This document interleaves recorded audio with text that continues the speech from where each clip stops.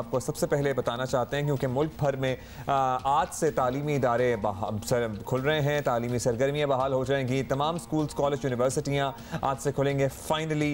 लेकिन याद रहे कि एहतियात का दामन थामे रखना है। हम दोबारा से यहाँ पर जहाँ हमने इसी प्लेटफॉर्म पर अर्ज किया कि अब एजुकेशनल इंस्टीट्यूशंस खुलने चाहिए, कब तक हम अपने बच्चों को यूँ बंद करके रखेंगे और बच्चे लिटरली जहनी मरीज बनना शुरू हो गए हैं। वहाँ हम बच्चों और बच्चों के वालिदैन और टीचर्स से ये भी ज़रूर कहेंगे कि कोरोना ख़त्म नहीं हुआ है, तो please do not think that things are back to normal. और इवन अब्दुल्ला, वैक्सीन लगवाने के बाद भी कहा जा रहा है कि आपको बेसिक जो एहतियात है, मास्क पहनना, सैनिटाइज करना, ये तो आपको हमेशा करते रहना है। कोरोना की दूसरी लहर की वजह से तालीमी इदारे नवंबर में दोबारा बंद किए गए थे, तो ऑलमोस्ट कोई 10 हफ्ते के बाद आज तालीमी इदारे खुल रहे हैं, खुल चुके हैं। गुज़िश्ता माह इन्हें मरहलावार खोलने का ऐलान किया गया था। पहले 9वीं से 12वीं जमात के लिए तालीमी इदारे खुले और आज से तमाम स्कूल, कॉलेजेस, यूनिवर्सिटीज़ मामूल के मुताबिक अब खुल गई हैं। गुज़िश्ता हफ्ते मुल्क के कई शहरों में तलबा ने मुजाहरे भी किए थे, आपको याद होगा। उनका ये मुतालबा था कि अगर ऑनलाइन क्लासेस ली गई हैं तो ऑनलाइन इम्तहानात ही लिए जाएं। इसलिए आज यूनिवर्सिटीज़ और कॉलेजेस पर इंतजामिया की खास नज़र होगी। तमाम तालीमी इदारे कोरोना SOPs पर किस हद तक अमल दरामद कर रहे हैं, ये भी बड़ा इंपॉर्टेंट है क्योंकि इसी से मशरूत रखा गया है। जनाब, इसी से मशरूत रखा गया और इसलिए तलबा और असातिज़ा सबको ख्याल रखना होगा।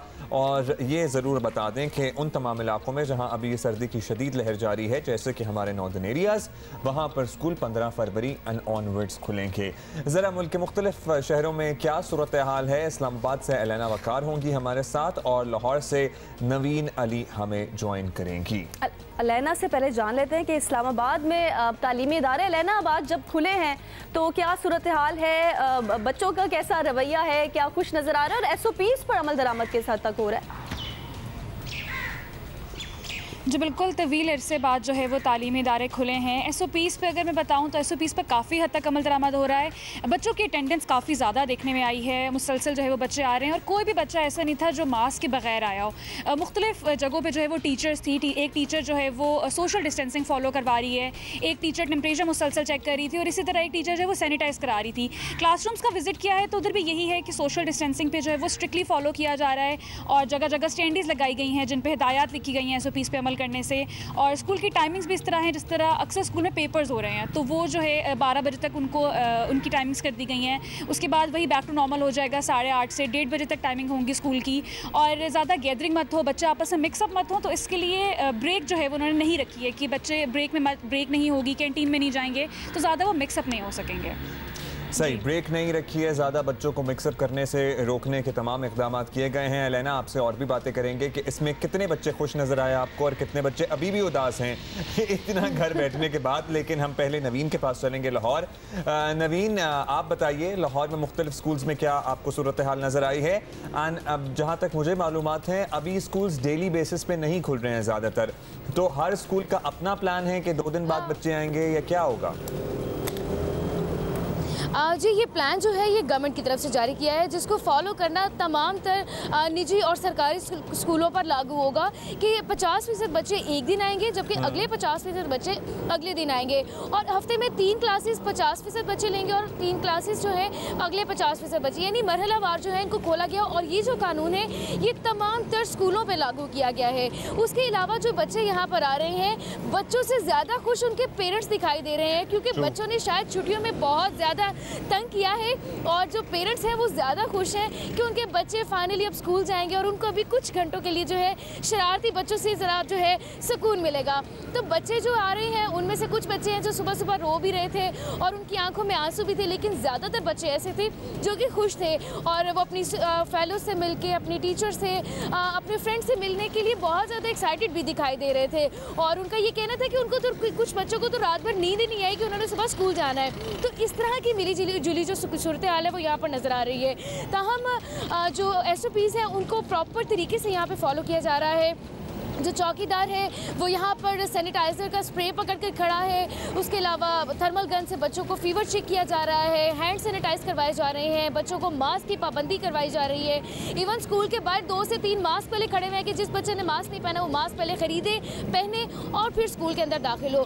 तो SOPs के ऊपर जो है वो प्रॉपर्ली फॉलो किया जा रहा है और जो बच्चे हैं वो भी अब तो काफ़ी ज़्यादा वाकिफ़ हो चुके हैं। उनको ज़ाती तौर पर ये मालूम है कि कोरोना से बचना है तो किन SOPs को फॉलो करना है, अगर छुट्टियाँ दोबारा नहीं लेनी तो स्कूल किस तरह से जाना है। स्कूल्स में तो ये करने हैं SOP फॉलो नवीन, लेकिन एक और मरहला होता है स्कूल्स आने और स्कूल से वापस घर जाने का।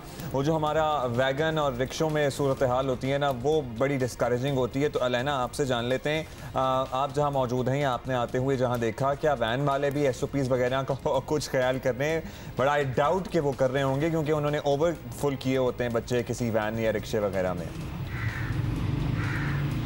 जी बिल्कुल, बड़ी मिक्स सूरत हाल दिखाई दी। अक्सर वैन्स जो थी उन्होंने काफ़ी फॉलो भी किया हुआ था, बच्चों को बड़ा समाजी फासले के तहत बिठाया हुआ था, लेकिन अक्सर ने नहीं भी बिठाया हुआ था जिस तरह वाकई ओवरलोड हुई होती है। लेकिन आज जिस तरह पहला दिन भी था तो बच्चे आ रहे थे, लेकिन बड़ी मिक्स सूरत हाल दिखाई दी हमें वैन्स और जो इस तरह से बच्चे आ रहे हैं जिनकी अपनी इस्लामाबाद में तो आई गेस रक्षे में नहीं आते होंगे, हम तो गए रक्षे में स्कूल।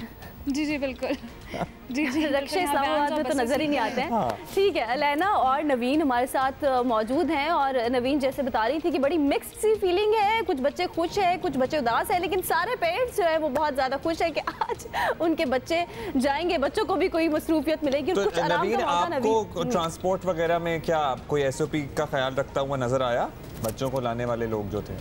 देखिए जी, स्कूल जी आप बिल्कुल ठीक कह रहे हैं कि स्कूल्स के बाहर तो SOPs को फॉलो करवाया जा रहा है, लेकिन जो वैन्स और रिक्शे यहाँ पर आ रहे हैं, एक रिक्शे के अंदर 8-8 बच्चे भी मौजूद दिखाई दिए हैं। जो वैन्स हैं वो टोटली फुल है और जो वैन्स के अंदर जो ड्राइवर्स हैं वो हजरात जो हैं वो बच्चों को ये तक भी नहीं कहते कि वो मास्क ही वेयर कर लें।